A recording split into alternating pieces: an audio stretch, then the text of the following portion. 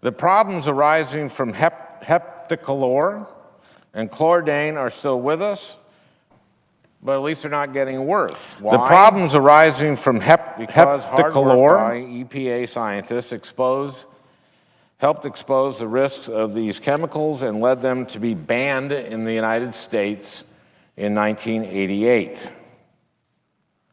The world didn't catch up to the protection offered to the American people by our EPA until an international ban came into effect in 2001. The agency has determined that lead in our paint and lead in our gas cause terrible public health problems, and they got the lead out. In the 1970s, 88% of American children had elevated levels of lead in their blood. Now the number is less than 1%. However, we know that the battle against old toxins is far from over, as the disastrous lead poisoning in Flint, Michigan tragically reminds us. We also know that new risks appear every year. That is why Congress recently passed bipartisan legislation to allow the EPA to take action on the most concerning toxic chemicals, including asbestos. Slashing the EPA budget endangers future progress and will not make us better off, will not make us safer, will not make our children safer. The EPA has also made our air cleaner. Thanks to the EPA, we have reduced air pollution, like smog and ozone and particulate matter, by more than 70% since 1970, thus preventing millions of asthma attacks, hospital visits, lost work days, and more than 100,000 premature deaths every year. At the same time, the American economy has grown 240%. The agency was also instrumental in the phase-out of harmful substances responsible for depleting the ozone layer. The ozone layer shields us from harmful ultraviolet radiation that leads to sunburns or worse, skin cancer. Thanks to the work of the EPA and other federal agencies in cooperation with the international community, ozone depletion has now stopped and the layer has begun to regenerate. The EPA has also made our water cleaner. The agency invests billions in drinking and wastewater infrastructure every year through the Clean Water and Drinking Water State Revolving Funds. These funds are particularly important to rural communities. And what's more, the EPA is actually saving consumers money. And take the fuel efficiency standards that require car companies to manufacture vehicles that go further on a gallon of gas. These standards both reduce air pollution and save people money. Thanks in part to the EPA, from 1975 to 2013, the average fuel economy of a car sold in the United States more than doubled. Further increases in fuel economy standards under the Obama administration mean that if you buy a new car, you can expect to save an average of $7,300 on gas during the lifetime of that vehicle. As a whole, Americans will save $1.7 trillion at the pump. This is just a small subset of what the EPA has accomplished over the years to protect public health and the environment. And I didn't even mention cleaning up toxic waste sites or testing foreign products for lead and mercury. But if Mr. Pruitt is confirmed to lead the EPA, all of this progress and continued work is at risk. As the Attorney General of Oklahoma, Mr. Pruitt put the will of his corporate donors above the public interest time and time again. suing the agency 18 times. This is suing the EPA 18 times to block clean air and clean water protections. Now Mr. Pruitt wants to run the EPA, but he refuses to say that he will permanently recuse himself from those lawsuits that are still pending. Thus, he is both the defendant and plaintiff in these cases. This is a bizarro world nomination. We cannot allow this type of conflict of interest at the EPA. As Attorney General, he failed to take environmental protection seriously.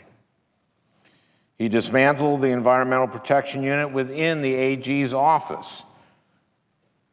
And in particular, Mr. Pruitt's record shows a disdain for protecting the air we breathe. He filed 3 lawsuits to block EPA health standards for smog, soot, mercury, arsenic, lead, and other air pollutants.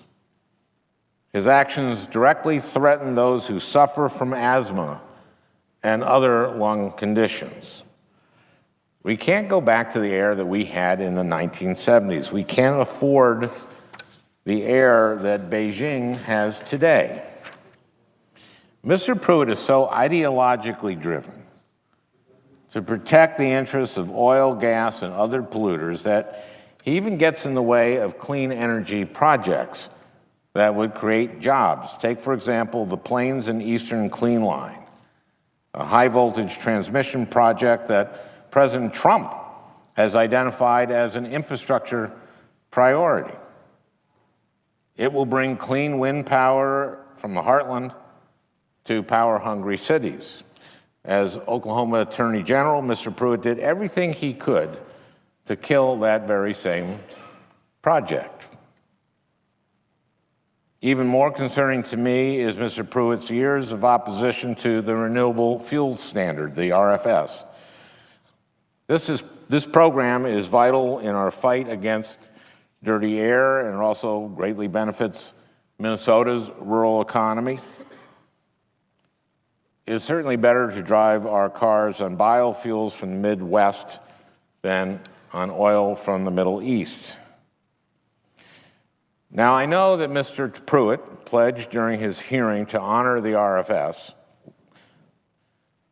but this same law provides him with an important loophole. The RFS permits the head of the EPA to reduce the congressionally mandated levels of biofuel production. I, for one, do not trust an avid opponent of the RFS to now be responsible for its implementation. During the confirmation hearings, my Democratic colleagues pushed Mr. Pruitt on climate change. His answers were not reassuring. Unlike our new president, Mr. Pruitt did not call climate change a hoax. Instead, he was more subtle, repeatedly saying, quote, "The climate is changing and human activity impacts our changing climate in some manner." Those words are intentionally deceptive, meant to sound reasonable, but also to excuse inaction. And if we look at Mr. Pruitt's record, it shows that he has been steadfastly against action on climate change, including a suit to block the first requirements for power plants to reduce their carbon emissions. Let me remind you, Mr. President, that these requirements are based on Supreme Court rulings from a conservative majority court at that. In a 2007 decision, Massachusetts versus the EPA, the Supreme Court found that the EPA had authority to regulate greenhouse gases under the Clean Air Act. It also directed the EPA to assess whether climate change endangers public health, which the agency correctly determined that it does.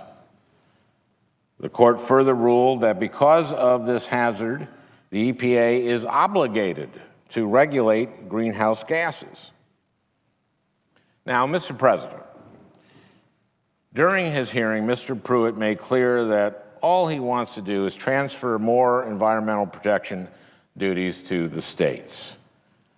But there are two major problems with that. First, 50 states, each implementing different requirements in both inefficient and is both inefficient and likely to lead to a race to the bottom. There are many states that will be tempted to trade away the long-term public health of their citizens for the quick financial rewards that will come if they are able to lure businesses from other states with the promise of lax environmental regulation. All Americans deserve a clean environment. If states want to innovate, free them to do better than our national standards. But there needs to be an EPA that can make sure that they don't do worse than our national standards. While my state, Minnesota, has been a leader in environmental protection, the second problem with the state-by-state approach is that pollution doesn't respect state boundaries. The people of my state should not suffer ill effects of pollution from states upwind. Mr. Pruitt also implied during his hearing that the EPA's regulations are killing jobs, suggesting we must choose either employment and economic prosperity or public health and environmental protection. But this is a false choice. We know we can, in fact, and actually must, in fact, have both. Addressing environmental challenges like climate change will not only help prevent unprecedented damage to our economy, but will also spur economic growth and innovation. My home state of Minnesota has shown how we can do this. In 2007, under a Republican governor, we established a renewable energy standard to produce 25% of our power from renewable sources by 2025. We established an energy efficiency resource standard requiring utilities to become a little more efficient every year. We established an aggressive target to reduce greenhouse gases 80% by 2050. And we are national leaders in biodiesel blending requirements. These policies have not led to economic ruin in Minnesota. They have led to economic development, rural economic development, as we harvest the wind and the sun and convert our biomass into energy. We are investing in clean energy technologies, not only because they clean up the air, but because they create thousands of jobs. In fact, the clean energy economy now employs more than 54,000 people in Minnesota, and it will continue to grow. In 2005, 6% of Minnesota's electricity came from renewable sources, 6%. Today, it's almost 25%. We continue to go higher. In addition to good jobs for Minnesotans, this transition brought a 17% decline in power sector greenhouse gas emissions during a decade when the population of Minnesota increased 7%. It is clear that an EPA led by Mr. Pruitt will not move us in the direction that Minnesota is going. Americans expect and Americans deserve clean water, clean air, and a hospitable environment.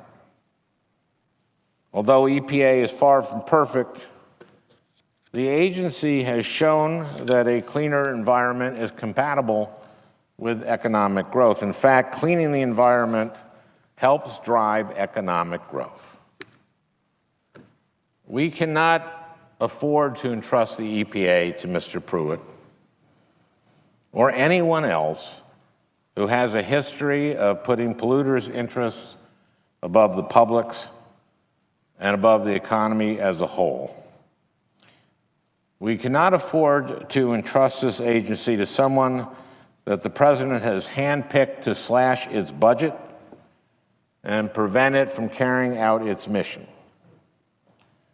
Mr. Pruitt represents a step backward, not a step forward. He is maybe the last person who should be the next leader of the EPA. I will oppose this nomination. And I call on my colleagues to do the same. Mr. President, I yield the remainder of my post-cloture debate time to Senator Schumer.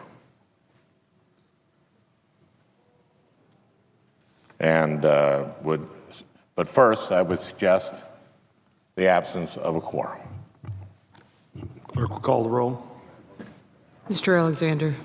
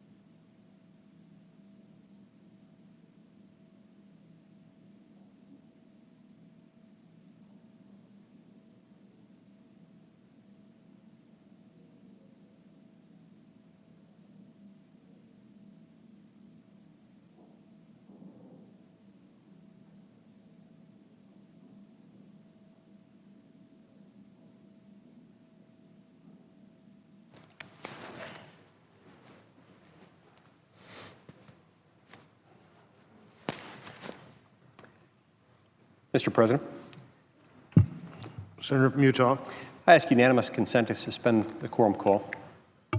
without objection. Mr. President, I'm proud to stand today in support of Scott Pruitt, President Trump's nominee to head the Environmental Protection Agency.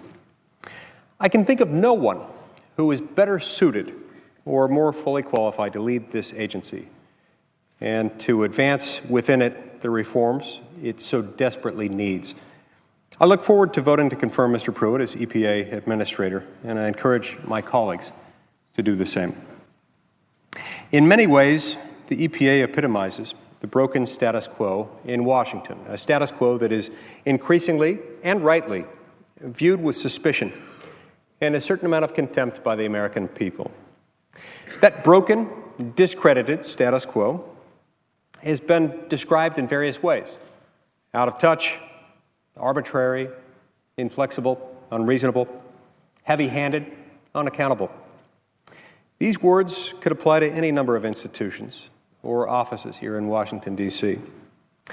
But they're the hallmarks of the rule-writing departments that make up our federal bureaucracy. Technically, these bureaucratic agencies are creatures of the executive branch, creatures that exist to assist the president in fulfilling his constitutional duty to take care that the laws written by the legislative branch are to be faithfully executed. But over the past several decades, they've been recast as the federal government's center of gravity, both writing and enforcing, and in many cases even interpreting the vast majority of laws governing America's society and America's economy. Elevating the unelected, unaccountable bureaucracy to the driver's seat of the federal government, to the driver's seat specifically of federal policymaking, is mostly the work of members of Congress, of both chambers and of both political parties, who understand that the best way to avoid being blamed by voters for unpopular laws is not to make them, at least not to make them completely, but rather to empower unelected bureaucrats to make the laws for them. But the regulatory agencies themselves sometimes deserve some of the blame as well. Congress is guilty of writing laws that are couched in vague terms, centered around gauzy goals, instead of strictly defined and understandable rules. But federal regulators are guilty of interpreting and repeatedly reinterpreting those laws in order to accommodate their ever-expanding conception of their own power, of their own authority to work their own will on the American people. For instance, in the years since Congress passed the Clean Air Act amendments in 1977, federal bureaucrats have used the law to enact more than 13,500 pages of regulations, which works out to roughly 30 pages of regulations for every 1 page of underlying legislative text. Mr. President, the fundamental problem with this expansion and centralization of regulatory authority is the tendency of Washington, D.C. bureaucrats to be ignorant of, and often very indifferent to, the interests of the people who live in the various communities that are affected by the rules they make and the rules that they also enforce. This isn't a knock on the individual men and women who work within the federal bureaucracy, most of whom are well-educated, well-intentioned, and highly specialized. But there's no doubt that a regulator in Washington, D.C. knows a whole lot less about a melon farm in Emery County, Utah, and cares a lot less about the fate of the people who work at that melon farm in Emery County, Utah, than would a regulator, say, in Salt Lake City.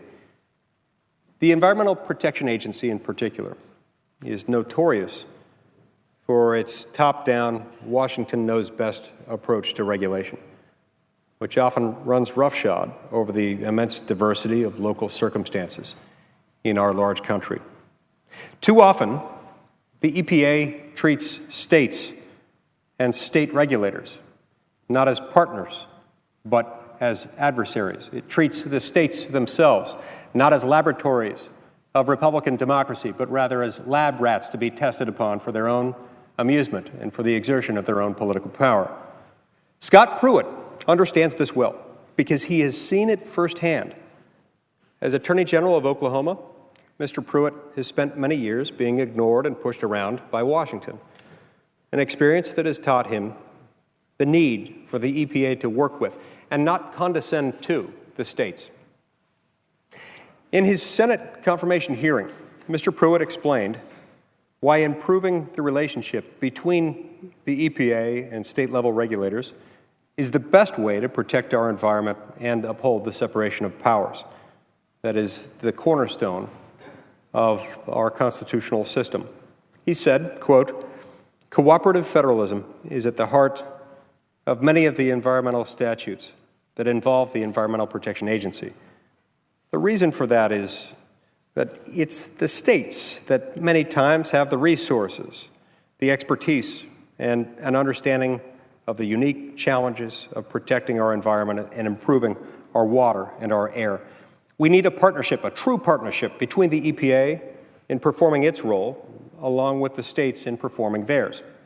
And if we have that partnership, as opposed to punishment, as opposed to uncertainty and duress that we currently see in the marketplace, I think we'll have better air and better water quality as a result." Mr. President, for many Americans, and certainly for many of my fellow Utahns, the EPA is a pejorative. It's synonymous with an out-of-touch and out-of-control federal government. This is a shame. Americans want, and Americans certainly deserve, clean air and clean water. And the EPA has the potential to help them achieve these goals. But only if the EPA itself returns to its core mission and works well, works wisely to accomplish that mission, works within our constitutional system. That's why I'm so pleased that Scott Pruitt is on his way to lead the EPA. The agency exists to protect the American people, not advance the narrow agenda of some special interests while punishing others. I'm confident that Mr. Pruitt is the right man for the job and that he'll remain independent while correcting the troubling course that the EPA has taken in recent decades. Thank you, Mr. President. I yield the floor and note the absence of a quorum. Clerk will call the roll. Mr. Alexander.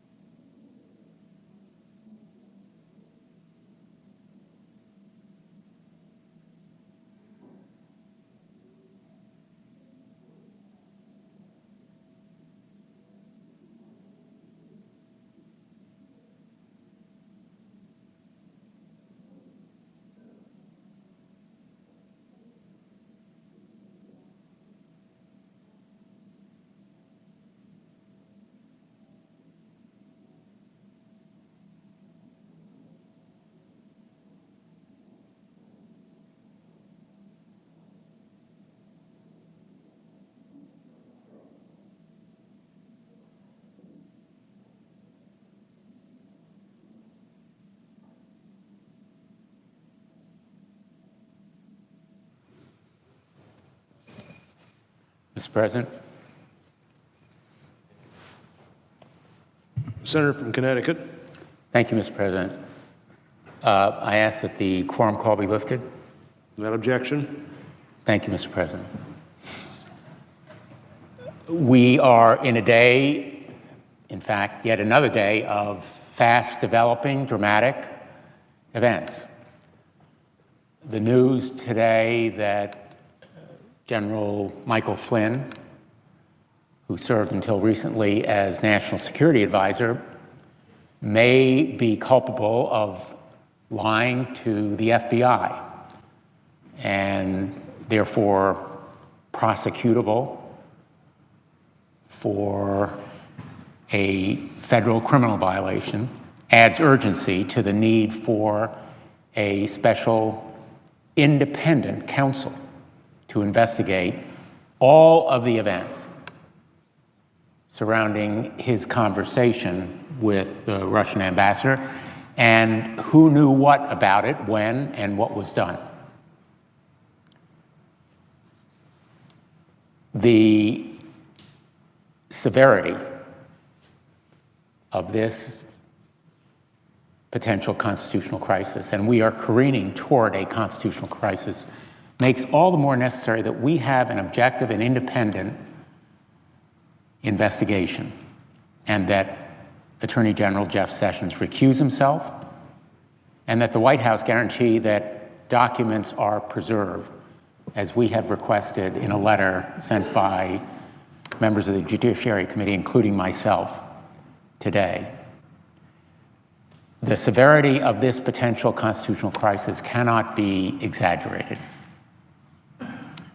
Still, we are in the early days of a new administration, but already the turmoil and turbulence throw into question almost all of the proceedings here on other issues, urgent and important issues, whether infrastructure, trade policy, job creation, economic growth, all of the pressing issues of our day. And they also raise potential conflicts of interest on the part of other officials before us now, including the nomination of Scott Pruitt. And news that we have also learned very recently in this day of fast developing events increases the importance of deliberate and thoughtful consideration of this nomination. Just within the last hour, a judge in Oklahoma has ordered the release of thousands of emails sent by this nominee, Scott Pruitt, the Attorney General of Oklahoma, relevant to his dealings with oil and gas interests in his state and elsewhere on relevant legislative and litigation issues. This development really requires a delay in this vote so that we can review those emails and know what those conflicts of interest were, what they may continue to be, whether his answers to our colleagues and his testimony at his confirmation hearing were completely accurate and truthful. We need to delve into those emails, know their contents, examine the context for them, in fairness to him, and in fairness to an administration that may be appointing for confirmation yet another official, like General Flynn, who is forced to resign just days after his appointment. The interests of the Trump administration, as well as this body, would be well served by a delay in this vote so that we can review those emails. I call upon the Republican leadership to delay this vote. Give us a chance to review the emails and give the American public a chance to understand how those emails reflect on the qualifications of Scott Pruitt and the potential conflicts of interest. that may disqualify him from serving in this all-important role.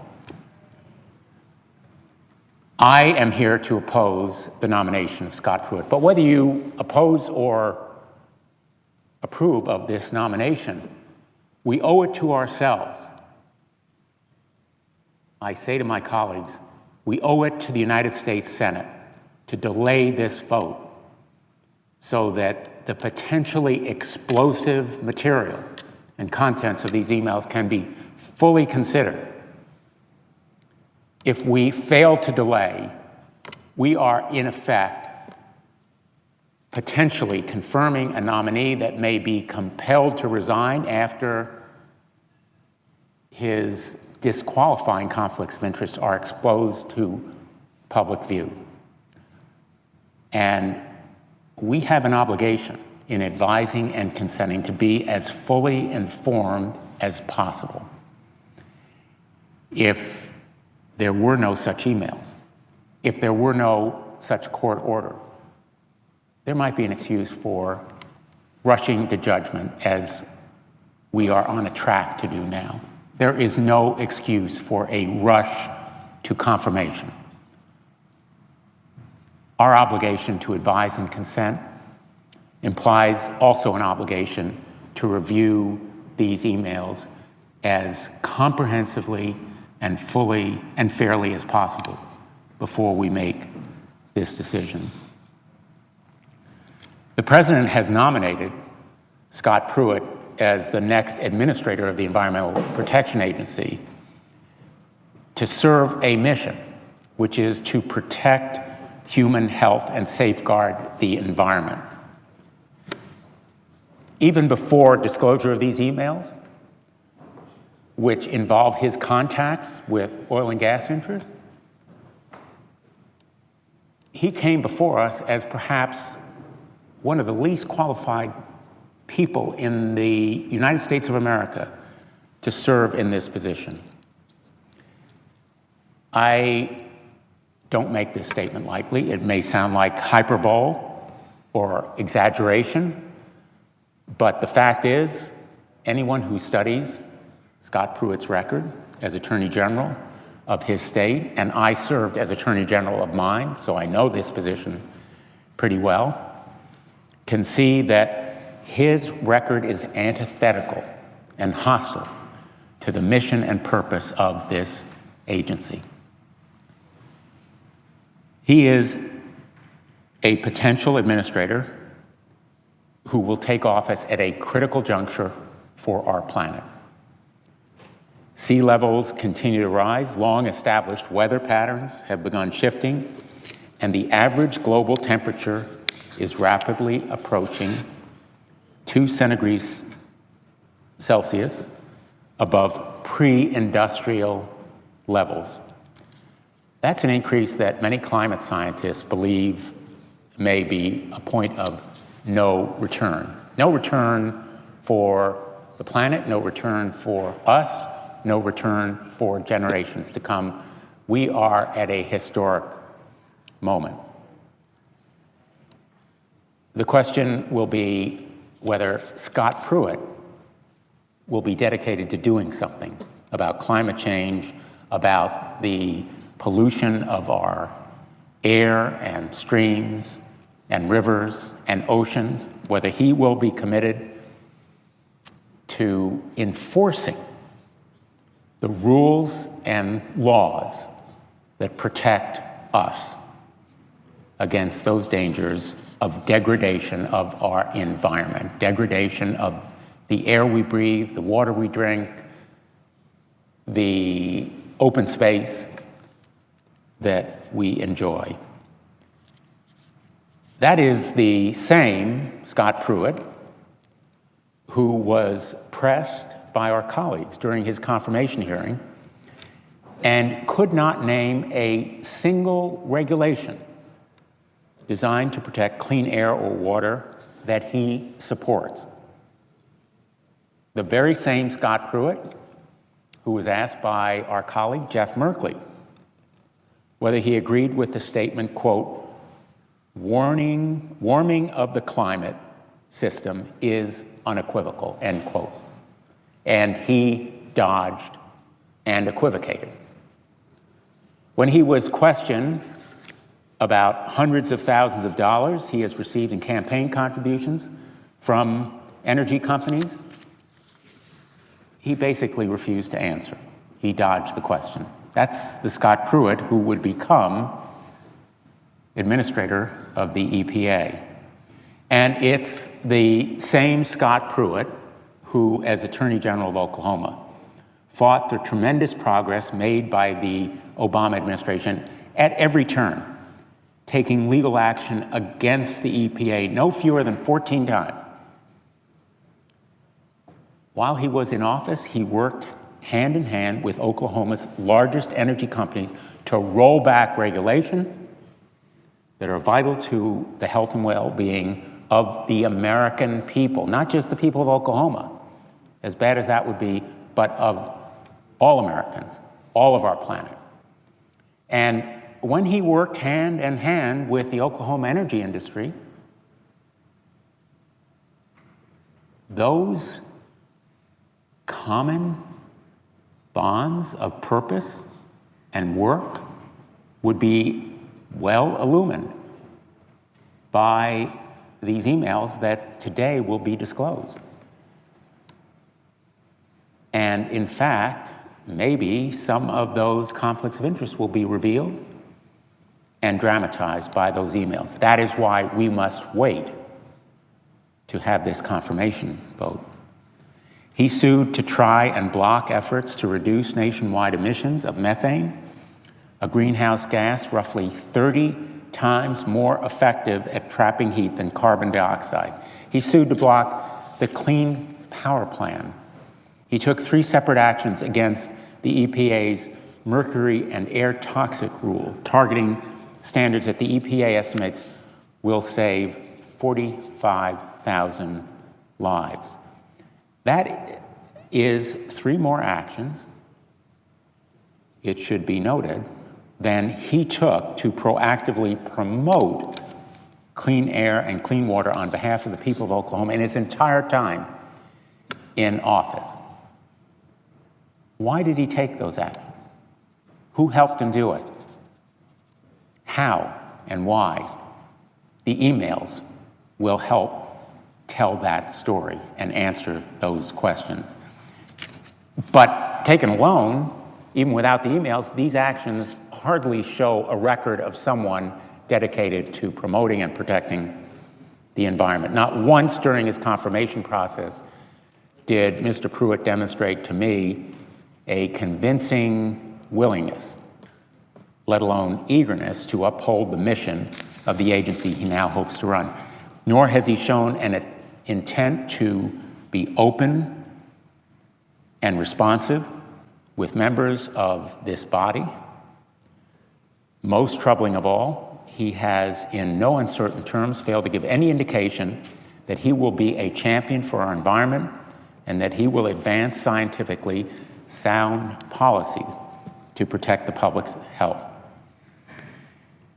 The only thing that Attorney General Pruitt has made abundantly clear is that he holds a derisively dismissive attitude toward the agency that he now seeks confirmation to lead.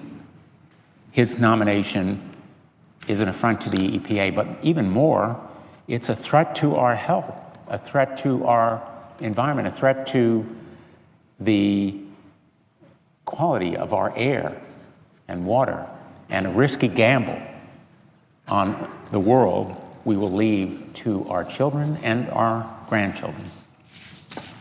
There is a very real concern about whose side Scott Pruitt will be on. The question is, whose side will he be on when and if he is administrator of the EPA?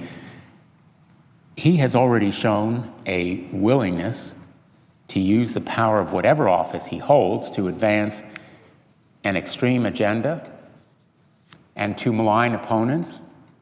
Polluters do not need another champion in this administration, and our environment does not need another foe. We have enough foxes guarding hen houses as it is in this administration. And Mr. Pruitt's coziness with the firms that he will be required to regulate. Again, the emails will tell a story about his relationships with special interests is critically important, and in fact, even on the record we have now, should disqualify him from this position. He doubts the effects of climate change and the extent to which our rapidly warming planet is the result of human activity, calling this debate, quote, far from settled, end quote, and placing himself well outside mainstream opinion. His denials, rooted in the promise of funds from corporations and interest groups that think it's far better for their bottom line to pretend that incontrovertible evidence of climate change simply doesn't exist. He's a beneficiary of the denying corporations and special interests. And they are not only regressive and fallacious, those contentions, but dangerous. If he is a prisoner of those special interests, as these emails may show him to be, my colleagues will regret voting for him.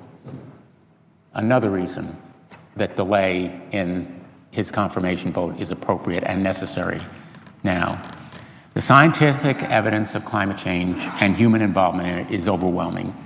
You don't have to look hard to see it. Most of us in this chamber need only speak with a handful of our constituents, the men and women who sent us here, to see the real impact this crisis is having.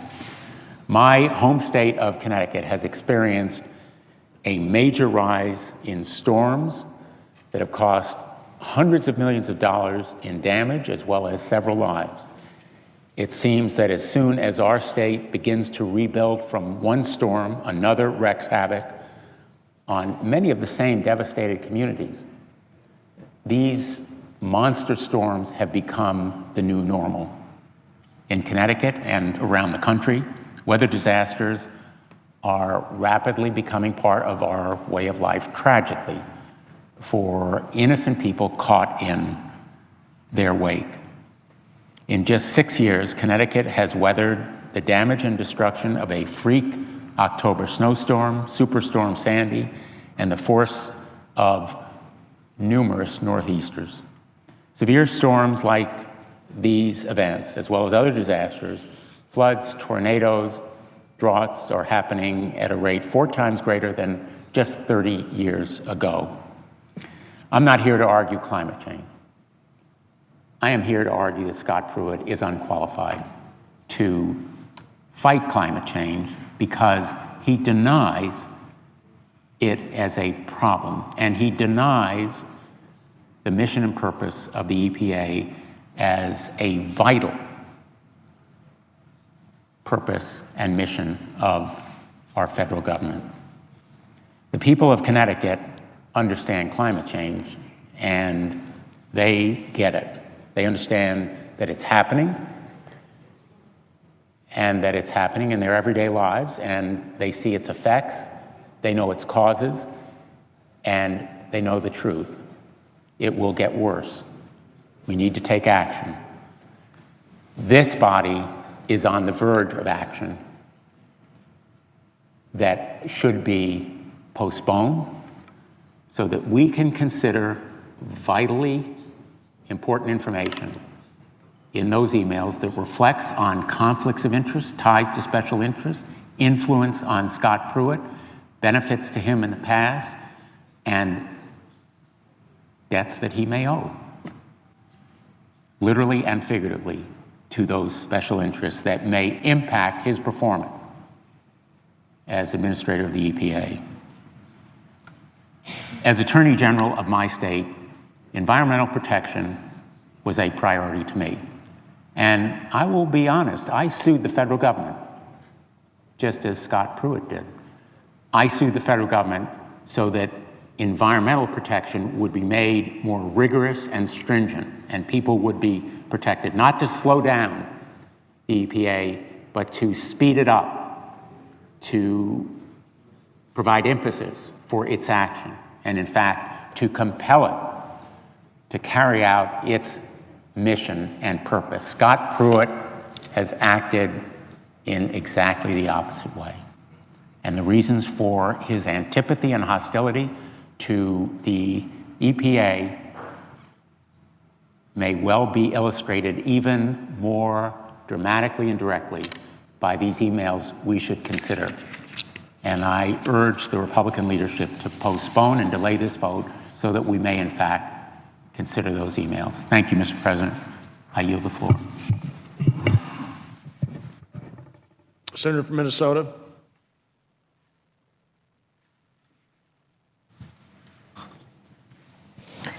Thank you, Mr. President.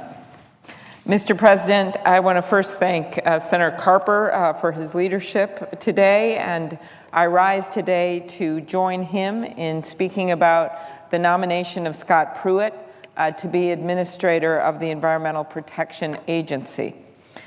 I will not be voting in favor of Mr. Pruitt's nomination for EPA Administrator because of his record and views on very important issues to the people of my state. Issues like climate change, which matters in Minnesota, and issues like the renewable fuel standard, which I'm not sure everyone has focused on that today, but I think it's important, especially for states in the Midwest, to focus on what his record has been on this issue. Mr. Pruitt has written that the climate change, quote, debate is far from settled, end quote, and has made other troubling comments about climate change. I could not disagree more. I believe that the debate on whether climate change is happening is over. The facts are in and the science is clear. The 2014 National Climate Assessment stated the most recent decade was the nation's warmest on record. U.S. temperatures are expected to continue to rise.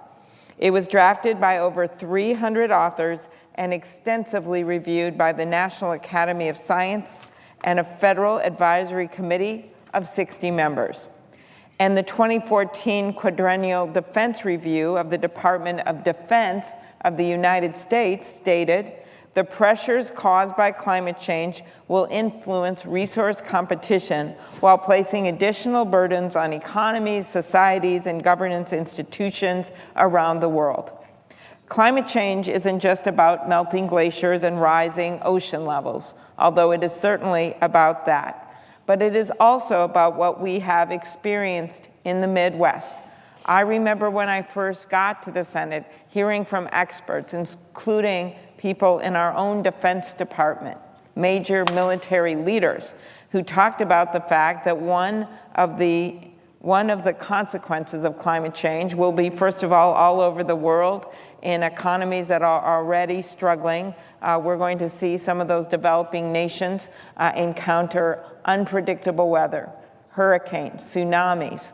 And in the Midwest, while we may not have tsunamis, in the Midwest what we see is major unpredictable weather, which is just as dangerous. We've seen the devastating impact of natural disasters like Hurricane Matthew, and we've seen flooding from Cedar Rapids to Duluth. We now know the risks of climate change to Minnesota, to our country, and to our planet. We must reduce greenhouse gas and tackle the challenge of global climate change head-on. If we don't tackle this issue, we're going to continue to struggle with the far-reaching economic and environmental consequences. Shifting global trends have the potential to wreak more long-term havoc on our businesses and our industries. And that is why businesses in my state, major companies like Cargill and General Mills, have been willing to take this on, have been willing to talk about this as a problem. They see this as a moral obligation to their employees and their customers, but they also see it as part of their business. They can't simply continue in business and serve people all over the world if major economies could be ruined by one storm, or if we see areas flooded that are on our coasts, or the kind of weather we've seen in the Midwest. It's bad for business, and they're willing to admit that. As a senator from Minnesota with a strong ag industry and also a tradition of hunting and fishing, I see climate change as a direct threat to my state's economy for recreation.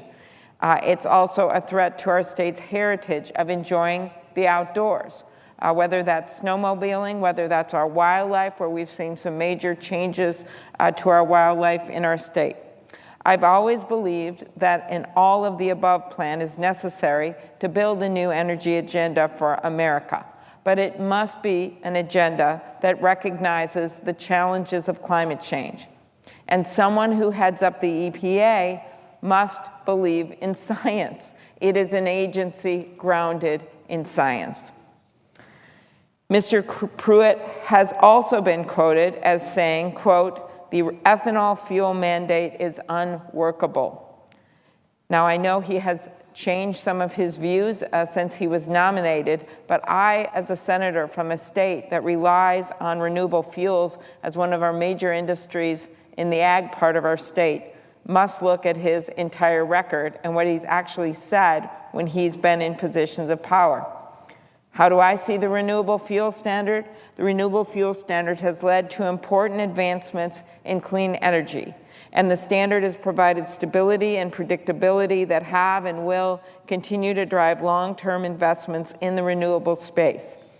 Every time a new study is released on the subject, I become even more convinced that investments in renewable fuels are investments in the future health of our economy and our environment.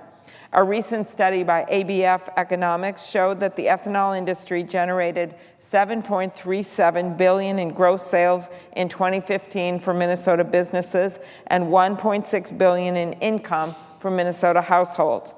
And here's a big one. The ethanol industry also supports over 18,000 full-time jobs in Minnesota. Senators on both sides of the aisle understand that renewable fuels are important as a homegrown economic generator. They also now are about 10% of our fuel supplied in the United States. That is a competitor to oil.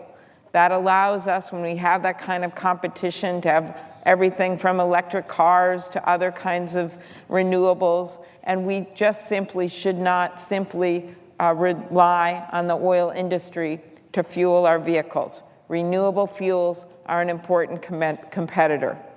As I mentioned, there's strong bipartisan support for renewable fuels, and I've worked closely with many friends across the aisle for many years on this issue. And of course, the further ethanol and renewable fuels take us, the less dependent we'll be on foreign oil.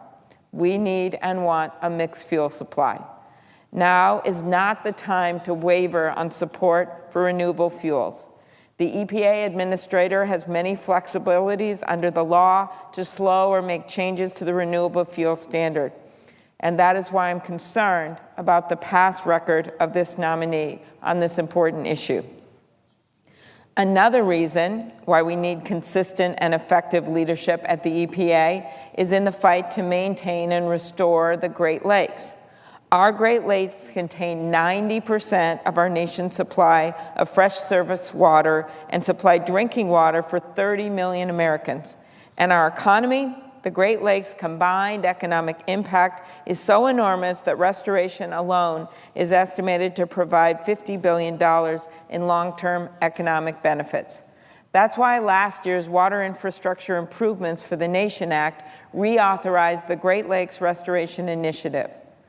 These projects have helped eliminate toxins from our waters, combat invasive species, something really critical in my state with invasive carp, protect against pollution, restore habitats for fish and wildlife, and promote the overall health of the lakes.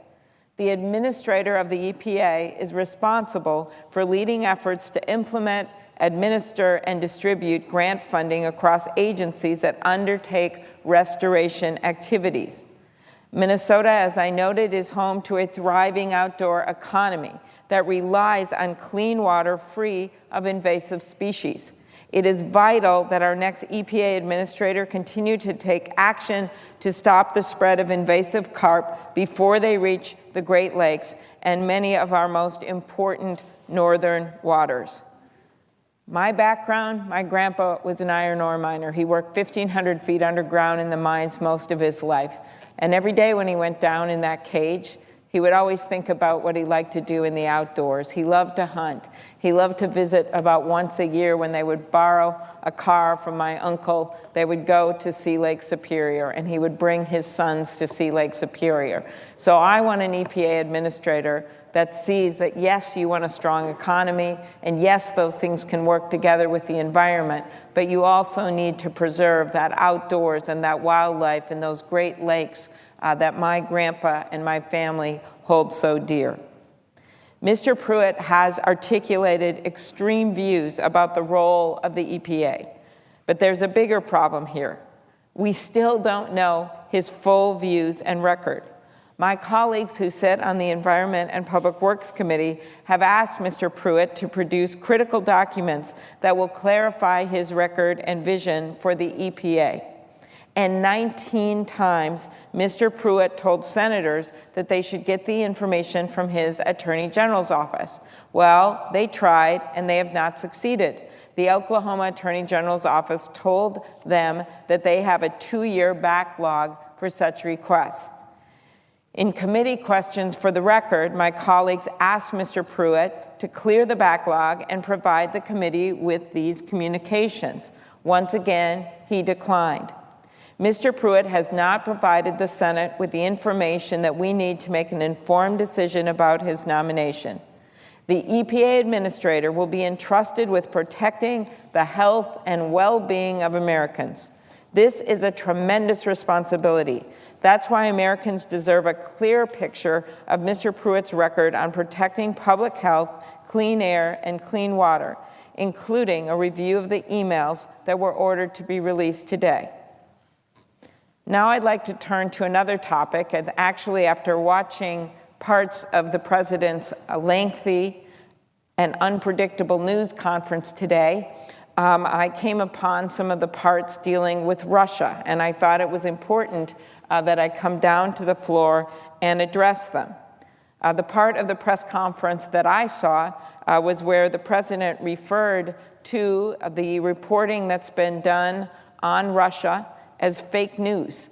The reporting that's been done about all of the contacts between members of his campaign and the Russian intelligence agencies. I assume he includes the reporting that's been done on the phone call that was made to the Russian ambassador and the various other reporting that we've seen about that is very troubling about this administration's dealing with Russia from the campaign time to the transition to the president.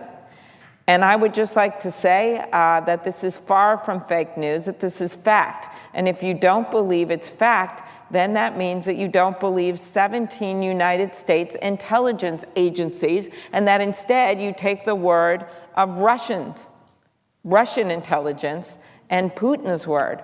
I go with our 17 U.S. intelligence agencies who have made it very clear that Russia has been attempting to influence our election. And this was borne out to me when Senator McCain and Senator Graham and I visited the Baltics and Ukraine and Georgia at the end of last year in December.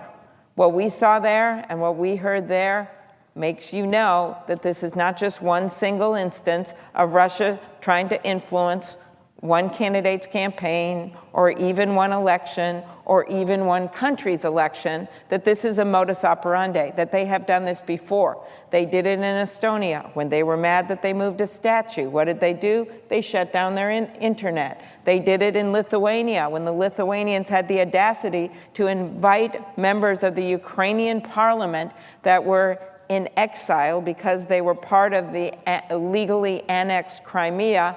Lithuania invites them to their 25th anniversary celebration of their independence from Russia. What happens? Russia attacks the accounts of members of the Lithuanian parliament.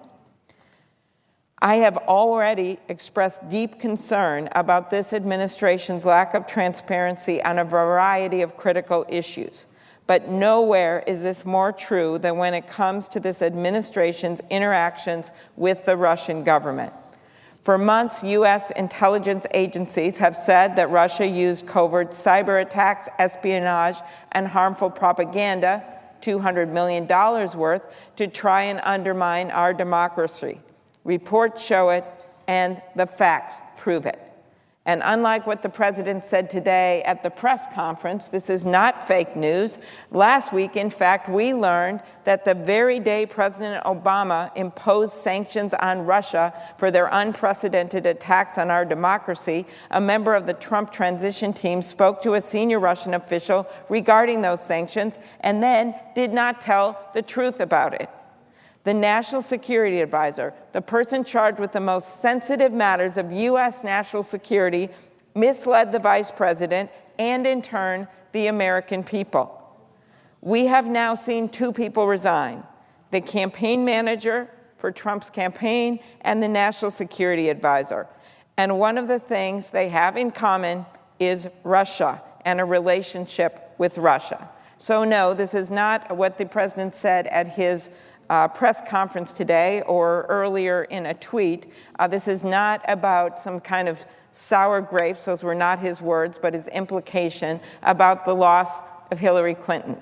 That is not what this is. This is not about her loss in the last campaign. No, these are facts that have emerged since that time that I think are important to everyone. And I appreciated the words a few months ago from Senator Rubio, who said that this is not about one campaign, this is not about one election, because it could quickly turn on the other party. We have an obligation as United States senators to protect our democracy. That's what this is about, to making sure we have fair and free elections that are not influenced by foreign government. Today, Secretary Mattis said that Russians' behavior is aggressive and destabilizing. I thought that was a good caricature of not only what we've seen in our own country, but also what we've seen overseas. And then he went on to say, is that right now we are not negotiating from a position of strength. Well, that is certainly true when our own president then, a few hours later, takes to the stage and says that this is simply fake news and that we're simply even talking about Russians' aggression as some kind of response to the loss in the last campaign. We need to know the full extent of the administration's contact with the Russian government during the campaign and transition, including what was said, what was done, and who knew about it. And only then will we answer that fourth W, who, what, where. It is the only way we're going to answer why. Why is this administration so focused on trying to placate Russia? I recently joined Senator Cartels, Leahy, Feinstein, and Carper, and this is early January, to introduce legislation that would create an independent, nonpartisan commission to look at the facts and to make recommendations about how we can handle future elections so they will be free and safeguarded from foreign interference. This would, of course, be in addition to the thorough investigation that I have been assured will occur with the Intelligence Committee under the leadership of Senator Burr and Senator Warner. In the last few weeks, we have heard a lot about the three branches of government and our systems of checks and balances. One of the fundamental jobs of Congress is to closely oversee the executive branch to ensure that the law is being properly followed and enforced. I think my colleagues on both sides of the aisle understand how important that is. Now, I'm the ranking member of the Senate Rules Committee, and one of our jobs is to oversee our election system. A big part of my job as the Democratic leader of this committee will be to ensure that our election system is safe from foreign interference in the future. Intelligence experts have been clear. Russian interference in our 2016 election was not an anomaly. The threat of future tampering is real and immediate. As Senator Rubio has said, as I just noted, this time it was the Democrats who were attacked. Next time it could be a Republican, and it is not something that is limited to one party. Future threats could come in the form of more misinformation. They could range from using social media to disrupt the voting process, or they could either be about hacking into state reporting websites to alter vote totals. Russia's goal is to create confusion and undermine people's trust in our democratic institutions. That's why they spent $200 million last year to fund the spread of fake news. We need solutions and not more problems. Just this week, the House voted to eliminate the Election Assistance Commission, the only federal agency charged with protecting American elections from hacking. As ranking member of the Rules Committee, I find this unconscionable. We have to do more, not less, to protect American elections from foreign interference. The EAC and the Department of Homeland Security were in communication with state election officials prior to Election Day, promoting cybersecurity best practices.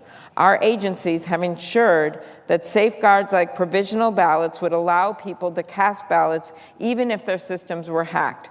We have to do more, not less, to support this effort. That's why I'm currently developing legislation that will protect our elections from foreign interference. We're going to work with the EAC, the DHS, and all 50 states to protect voting systems and registration databases from cybersecurity threats. We'll also make sure state and local election officials have the resources they need to make these critical cybersecurity upgrades. Recent news events show us just how severe the problem is. Now we have to come up with the solutions. My Republican colleague, Senator McCain, got it right yesterday when he said this, and this gets to the security issue that goes even beyond our elections. General Flynn's resignation also raises further questions about the Trump administration's intentions toward Vladimir Putin's Russia, including statements by the president suggesting moral equivalence between the United States and Russia, despite its invasion of Ukraine, annexation of Crimea, and threats to our NATO allies. The day that the Obama administration was imposing sanctions on Russia and the Trump campaign was allegedly undermining those sanctions, I was with Senators McCain and Graham in Eastern Europe. The goal of our trip was to reinforce support for NATO and our allies in the face of increased Russian aggression. We visited the Baltics, Ukraine, and Georgia, countries on the front lines of these fights, and they know Russia's playbook well. In our meetings with presidents and prime ministers of those countries, it was increasingly evident that if we don't stop Russia now, cyber attacks against governments, political parties, newspapers, and companies will only get worse. This is a pattern of waging cyber attacks and military invasions against democratic governments across the world. Ukraine itself has been targeted by Russian hackers more than 6,500 times in just the past 2 months. And I used earlier the examples of Estonia and Lithuania, but 6,500 times in just the past 2 months. And now we have evidence that Russia is working to undermine the elections in France and Germany. This is not just about defending our own democracy. It is about defending the democratic way of life and democracies across the world. We must be in a united front in fighting Russian aggression, and we must make it clear to Russia that there are consequences for their actions. That's why I joined a bipartisan group of my colleagues to introduce the Countering Russian Hostilities Act, legislation that would impose strong sanctions against Russia. These sanctions would address cyber attacks, human rights violations, and the illegal annexation of land in Ukraine and Georgia. The world continues to look to America for its steadfast, steady leadership. The United States, a beacon for freedom and democracy, must continue to stand up against Russian aggression. The leader of our country should not be calling these reports that have been substantiated by 17 U.S. intelligence agencies fake news. And that's what happened today. On New Year's Eve, together with Ukrainian President Poroshenko and Senator McCain and Senator Graham, we stood at the border of eastern Ukraine.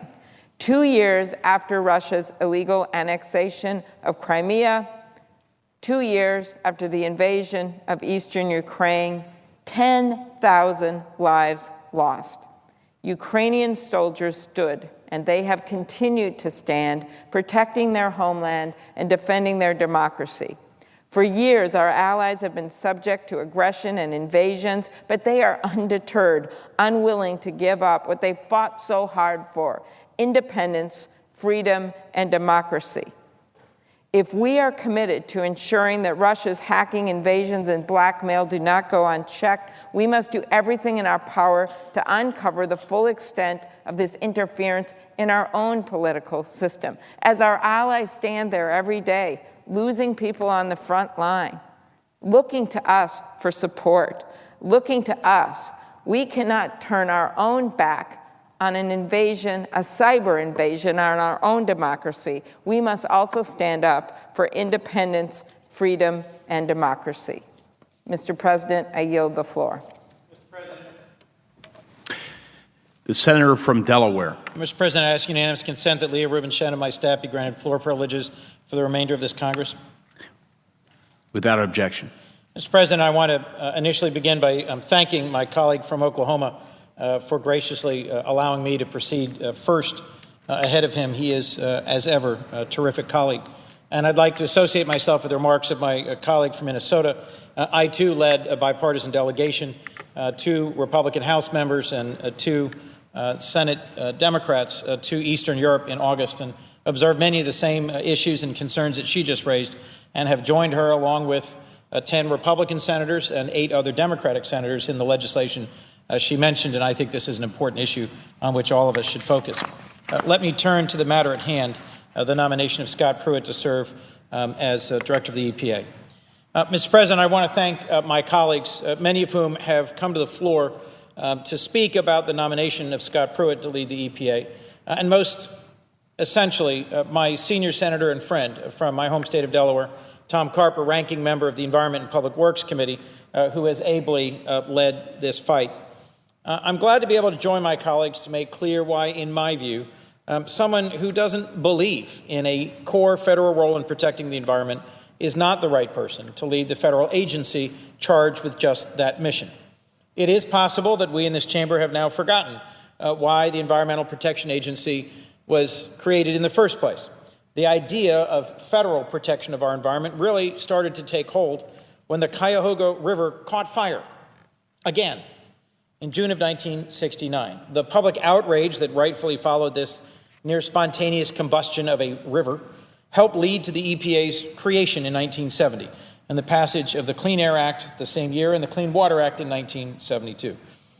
Now, nearly a half century later, it's precisely because these laws and others like them have been successful in making us healthier and safer that it's easy to forget why we need them. But institutions like the EPA don't run themselves. The environment doesn't protect itself, and big oil and gas and coal companies certainly don't police themselves. That is why the EPA exists. And you would certainly hope that at the very least the administrator of that agency would support that core mission. Yet we are this evening considering the nomination of someone whose main experience with environmental protection at the federal level is filing lawsuits against the Federal Environmental Protection Agency. In fact, he's filed 14 of those lawsuits in just 6 years as Attorney General of the state of Oklahoma. And that's not all that he has done. Scott Pruitt, in his confirmation hearing, refused to recuse himself from consideration of future cases which he brought against the EPA, if confirmed. Mr. Pruitt has also suggested that senators who want more information about the details of his record should file FOIA requests rather than providing that information voluntarily. And he has described himself as, quote, a leading advocate against the federal EPA's activist agenda. Scott Pruitt has not been able to name in confirmation hearings one single environmental protection statute that he supports. In my view, that's unacceptable for a state attorney general, let alone someone nominated to be our nation's highest-ranking environmental protection official. Mr. Pruitt's disdain for the core mission of the EPA leaves me without a doubt that he is unfit to take on this important role. But that's not all. Scott Pruitt either ignores or is ignorant of the core and important science of climate change, mercury, lead exposure, ocean acidification, to name just a few of many topics uncovered in his confirmation hearing.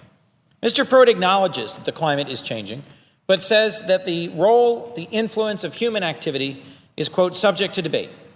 And I'm here to say this evening that is simply not true. Only in an alternative universe based on alternative facts is the human impact on climate change still subject to debate? That's like saying that Scott Pruitt is fit to lead the EPA is subject to debate. I think after an exhaustive confirmation hearing and a review here on the floor of the facts, it's not. It's simply not true. Scott Pruitt also led a lawsuit against EPA rules that would reduce mercury emissions from coal-fired power plants. He argued it was too expensive, too burdensome. But he also questioned whether mercury itself was harmful to health. On that issue, the science is clear. Mercury has devastating effects on the development of the human nervous system. And does Mr. Pruitt not get that, or does he not care? Those are pressing questions for me. During his confirmation process, Mr. Pruitt was confused about ocean acidification, a process explained by really very basic science. And a question I was left with was whether Mr. Pruitt just didn't get it or just didn't care. In that same hearing, he made statements that indicated he was unfamiliar with federal standards regarding to lead in drinking water. And I had to ask myself whether he simply hasn't heard of Flint, Michigan, or was not concerned. Mr. President, my office alone has received nearly 1,000 calls and emails from Delawareans expressing concern about Scott Pruitt and the future of the EPA under his potential leadership, expressing concern and opposition. Delawareans have reached out to me saying they're worried about their kids with asthma. They're worried about clean drinking water for their families. They're worried about protecting our rivers, our wetlands, and other outdoor spaces in Delaware and around the country. With Scott Pruitt potentially at the helm of the EPA, they are right to be worried. Let me end by sharing a brief excerpt of a letter from one of my constituents who lives in my hometown of Wilmington, Delaware. She wrote, quote, "Please vote against Scott Pruitt as leader of the EPA. Our children's future, their health and well-being, and their right to inherit a world we have not irreversibly destroyed may depend on it." She's absolutely right. Our kids do deserve a better environmental future. And so to her and all the Delawareans who've contacted me and my friend and colleague from my home state, I hear you, and I intend to vote against Scott Pruitt. If my colleagues in the Senate really want to stop pollution, we can start by keeping Scott Pruitt from going to lead the EPA. Our environment should not be for sale, should not be neglected, and should not be turned aside from being the core mission of the Environmental Protection Agency. And I think we all should stand firm against the nomination of Scott Pruitt to lead that important agency. With that, thank you, Mr. President, and I yield the floor.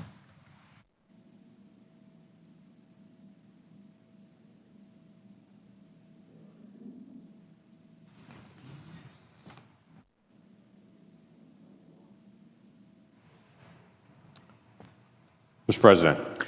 Senator from Oklahoma. Mr. President, it is an absolute honor today to be able to rise and speak in support of Attorney General Scott Pruitt. For the last 6 years, Scott's been a leader in the state of Oklahoma, and he's been strongly committed to enforcing the law in Oklahoma as it's written and as it's consistent with the Constitution. He's a statesman. He's a dedicated public servant.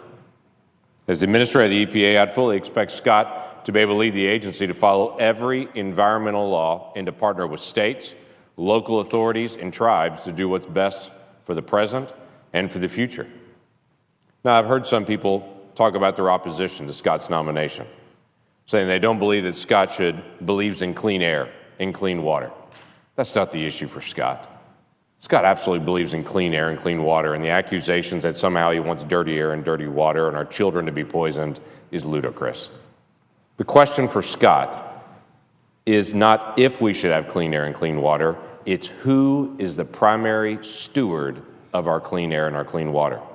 Everyone has a role. We are a nation that's connected to each other. What happens in one state does affect another state. That's why we have a national strategy working with the Environmental Protection Agency.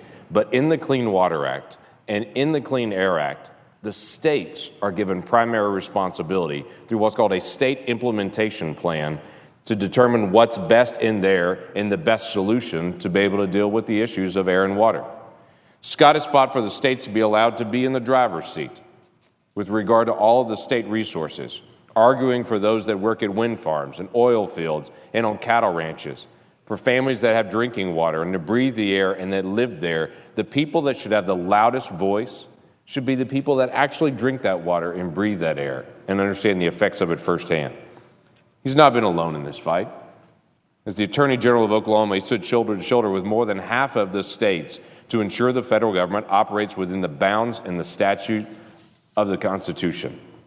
He's consistently argued that the EPA when they promulgate rules that violate that basic principle of state implementation plan, should stop, do what the EPA does best, and have the EPA push the states to do what they should do best. In an environment where Chevron deference is the precedent set, it's critical that the leader of an agency that has such wide latitude to extract costs out of the economy should respect the federalist and foundation that we have in the pocketbooks of hardworking family, as well as our air and our water. In previous congressional testimony, he stressed the importance of laws like the Clean Air Act, stressing the intention was for states and the EPA to work together under a model of cooperative federalism that protects the environment while considering economic costs. Scott pursued cases against the EPA and other federal agencies in an effort to enable and embolden our state government officials to craft the legislation that needs to be done. His focus has been not to eliminate environmental protections. It's to honor a country with tremendous diversity, from Rocky Mountains to open deserts to beautiful woodland areas. Surprisingly enough, the issues that we face on environment in the concrete jungle of Washington, D.C. is different than it is in Woodward, Oklahoma. Let me give an example of one of those cases that he engaged in. It's a case where the EPA created a new regulation called Waters of the U.S. It dramatically changed the definition of what are the areas that the EPA could oversee and increased their regulatory authority by millions of acres just in one regulatory sweep. The courts immediately stepped in and stopped this, and Scott Pruitt and many other states' attorneys general said the EPA doesn't have the right to be able to step into almost every inch of our state and say they suddenly have regulatory authority. In fact, the court said this. The court said, "We conclude that petitioners have demonstrated a substantial possibility of success on the merits of their claims."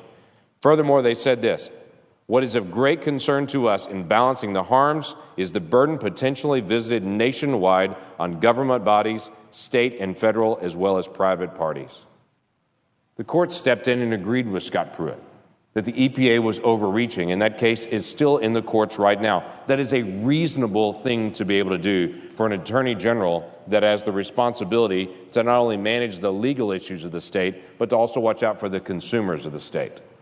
As funny as it sounds, if you go to the EPA's website today and look at Oklahoma and air quality, here's what it says. The EPA website today reads, CAA permitting in Oklahoma, Clean Air Act permitting in Oklahoma is the responsibility of the Air Quality Division exit of the Oklahoma Department of Environmental Quality. The EPA's website today says responsibility for this is from the Department of Environmental Quality in Oklahoma. All our Attorney General has done is said to the EPA, you should probably follow the law or at least your own website to be able to handle all the permitting issues of who has authority to do this. For the past month, I've heard senator after senator come to this floor and describe my great state of Oklahoma in a way that it makes Scott Pruitt sound like an ogre and my state sound like a toxic waste dump. Let me give you an example. Attorney General Pruitt has been dismissed by some who say that he has personally been engaged in leading our state to such terrible air quality that the American Lung Association has given the counties in Oklahoma an F rating. Well, that's an interesting accusation until you actually go to the American Lung Association website and see they give almost every county in America an F rating. In fact, they give every county in Delaware an F rating in air quality. They categorize those under high ozone days. In one of three counties, they barely skated by with a D for Delaware. While in Oklahoma, the two largest metropolitan areas actually received an A from the American Lung Association. Similarly, in that same study, Rhode Island lacks a single county that doesn't get an F for air quality in high ozone days, while only two counties received a passing grade for particulate pollution. The accusation that somehow the American Lung Association has looked at Scott Pruitt and his record in environmental policy and has given us a dirty air quality is not actually true when you actually see the full study. What's interesting as well is the EPA publishes data about whether the counties meet the national ambient air quality standards. And they have 6 criteria that the EPA puts out this. In fact, recently, they dropped the criteria significantly from the previous years. What's interesting as well is for Oklahoma, last week, the EPA released out their national ambient air quality standards, trying to determine which counties have attainment for the standard or non-attainment. Guess what? Every single county in Oklahoma, all 77, is attainment. Even the new standard that was just released, that we don't even have to operate under, we already meet those standards for ambient air quality. Meanwhile, Maryland has 12 counties in non-attainment for at least one of those criteria. Connecticut has 8 counties that don't meet those standards. California has 38 of their 58 counties failing to meet those standards in at least one criteria. 77 counties in Oklahoma, every single one of them meets attainment. I don't hear anyone standing on this floor challenging the Attorney General of California or of Maryland or of Connecticut and demonizing them and accusing them of not taking care of the air and the water in their state. By the way, I've also heard on this floor, as my state's being ripped apart for political gain, I've also heard on this floor over and over again that asthma rates for children are catastrophically high in Oklahoma. And Scott Pruitt should have been more engaged filing lawsuits so that asthma rates would go down. So you look at the CDC website for asthma rates for children. It's 10.1 in Oklahoma. One child is too many. 10.1% in our state. But you can compare that to Rhode Island, which is 12.4, or Michigan, which is 10.7. Vermont beat us, by the way. They're 9.9, 0.2 below us. Again, I don't hear anyone on this floor calling out the Attorney General of Vermont, Michigan, and Rhode Island and saying they failed to protect their children because children have asthma in their state. Another thing that's commonly said about Scott in the state of Oklahoma is that he's committed to conventional energy sources and he's stuck in the past dealing with oil and gas. And I tell you, Oklahoma is rightfully proud of a history of oil and gas in our state. We have unlocked resources that has absolutely powered our nation forward. We also have an incredible group of visionaries in our state that are driving renewable resources as fast as we're driving oil and gas in our state. For all of the folks that are here bashing on oil and gas, I would remind you that you travel to Washington, D.C. on a plane, in a car, or on a train that was powered by Oklahoma Energy. So you're welcome. And I would assume 2 weeks from now, when we return back to session, you're going to ride in on a horse just to be able to spite Oklahoma's energy. Probably not. But can I remind you of something? What's often overlooked about Oklahoma and what's not been stated here is that Oklahoma truly is an all-of-the-above energy state. Solar, hydroelectric, geothermal, wind, oil, gas, coal. Let me give you an example, just one of the examples from that. Recent data shows that Oklahoma ranks 3rd nationally in total wind power. We just passed California for total wind production. We're just barely behind Iowa and Texas. The installed capacity for Oklahoma alone, just in wind generation, 1.3 million households powered by wind power out of Oklahoma. I will admit, I'm a little biased about my state, but I'm weary of hearing people inaccurately demean the air and water in Oklahoma and try to accuse it for something that is not true for their political benefit. Here's my invitation to any member of this body. Why don't you come home to Oklahoma with me? I'll buy you some great barbecue and drive you around the state. I'll take you from the green country in the northeast part of the state over to Kenton, Oklahoma, and Black Mesa and see the majestic area around our panhandle. We'll drive four-wheelers at Little Sahara. Maybe we'll drive down to Beavers Bend Park, stand under the tall trees, put our feet in the crystal clear water of that river. I'll even take you to my house in Oklahoma City, a community of 1 million people that exceeds the EPA air quality standards for ambient air quality. We say in Oklahoma, the land we belong to is grand, and we mean it. And we're passionate about our land, and we're passionate about our air and water. And I would tell you that Scott Pruitt is passionate about his state and what we do there. I'll tell you how political this has really become. Mike Turpin is the former Attorney General of the state of Oklahoma, and by the way, also the former chairman of the Oklahoma Democratic Party. Mike Turpin, when it was announced that Scott Pruitt was going to be tapped to be EPA, he released this statement. Oklahoma Attorney General Scott Pruitt is a good choice to head up the Environmental Protection Agency. I am convinced Scott Pruitt will work to protect our natural habitats, reserves, and resources. His vision for a proper relationship between the protection and prosperity makes him superbly qualified to serve as our next EPA administrator. That is from the former head of the Oklahoma Democratic Party.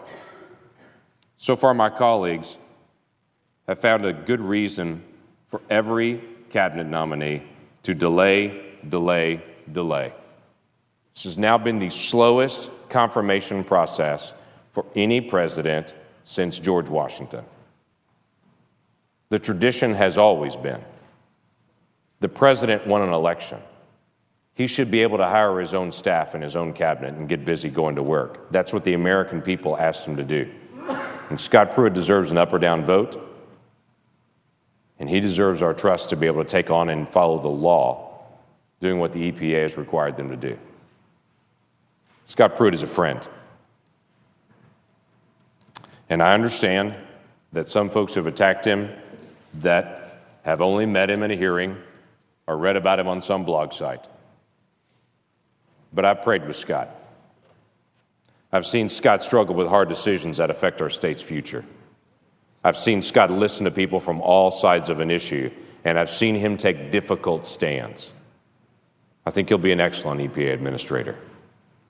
And I think he'd make some wise choices to be not only protect what's happening now, but to be able to help protect us for the future. You see, Scott's a husband and a dad as well. And he cares also about the future of our country. And I think he's going to go after it and to be able to be an excellent administrator in the days ahead.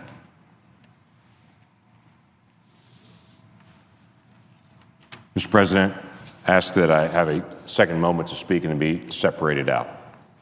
Without objection. Mr. President, quick moment just to be able to reflect. I have a staff member named Brian Berkey. He's running off. He's been quite a leader. He's leaving us to be able to take on a new task and a new role.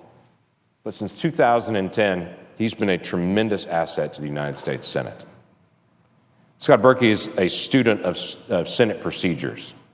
He's the one in the office that everyone wishes they had, because when something comes up and someone has some novel new idea of how the rules work, he's typically the one on the corner saying, yeah, that really won't work, and here's why. He's been sharp on budget issues, on tax issues, efficiency in government. He's been the one that's been passionate about national debt, and not just talking about national debt, actually trying to solve it. See, Brian Berkey's one of those unique staff that's not trying to make a point. He's trying to actually solve the problem. He was mentored by a guy named Dr. Tom Coburn, who wasn't too bad at those issues himself. And he's led well. And I'm proud that he's been on my staff. And as he leaves out from the Senate, he will be sorely missed by this whole body, even by people that never met him. He had an impact based on the things that he worked on. If you want to get a chance to visit with Brian Berkey, though, you can talk about Senate procedures and tax policy and nerdy budget issues, or you can chat with him about Oklahoma State football. He spent his time through college working for the Oklahoma State football team, watching the films and breaking down every single play. preparing the team for practice and for the game days.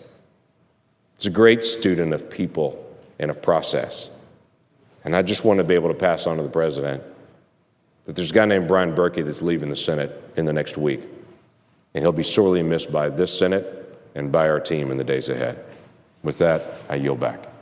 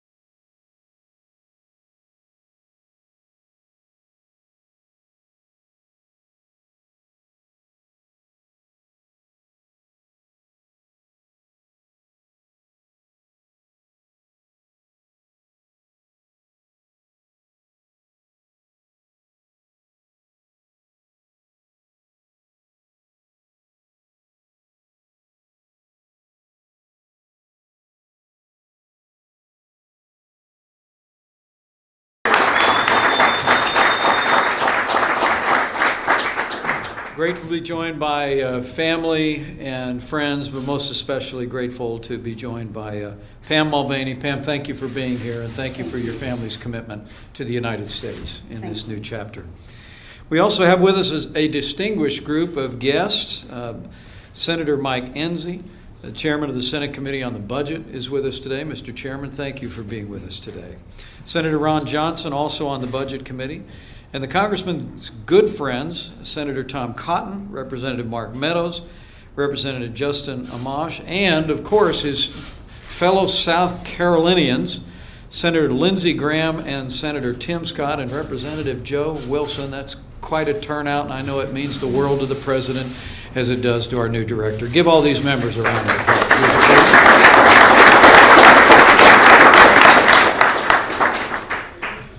In Congressman Mick Mulvaney, President Trump has nominated someone with an extraordinary record in public and private life.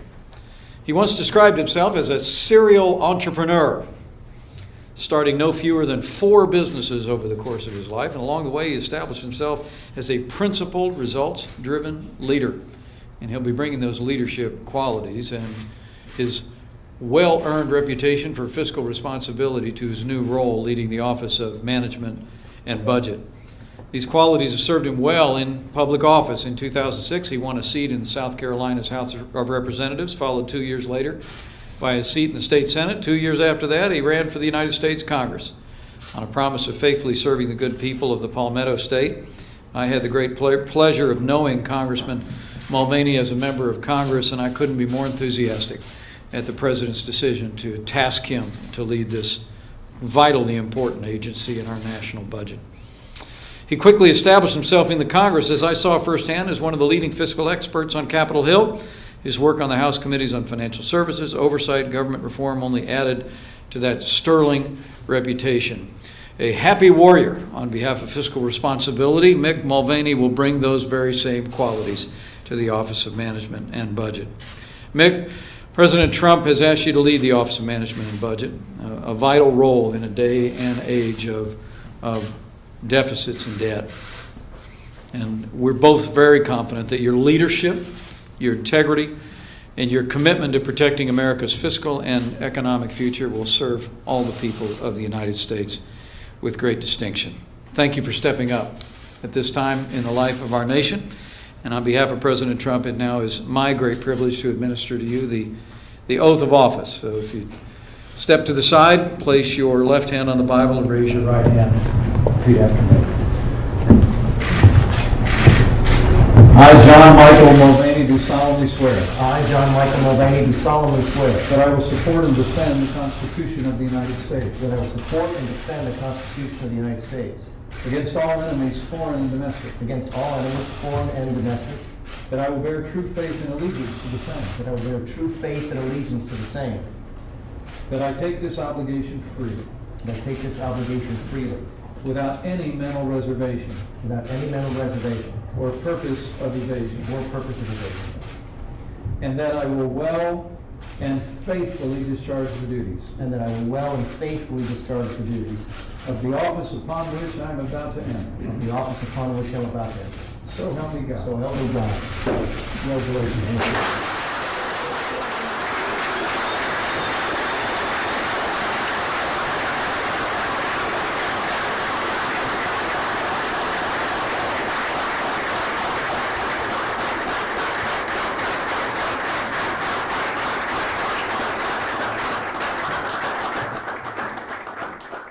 Director Mulvaney would like his colleagues from South Carolina and the other members of Congress who are with us today to join us around the signing table as we sign his commission.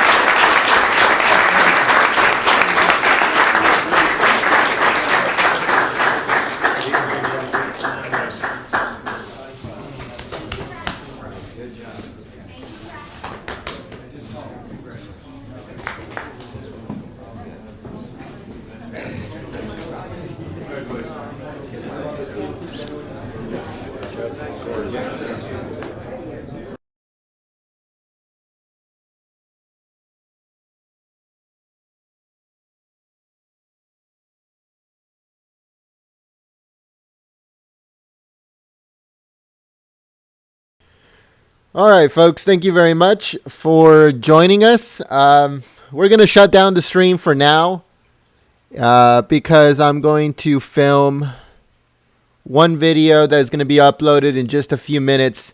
So I hope you guys don't miss it.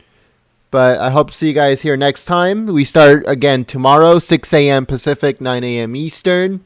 I think there's going to be a presser tomorrow, so don't miss it. Have a good night.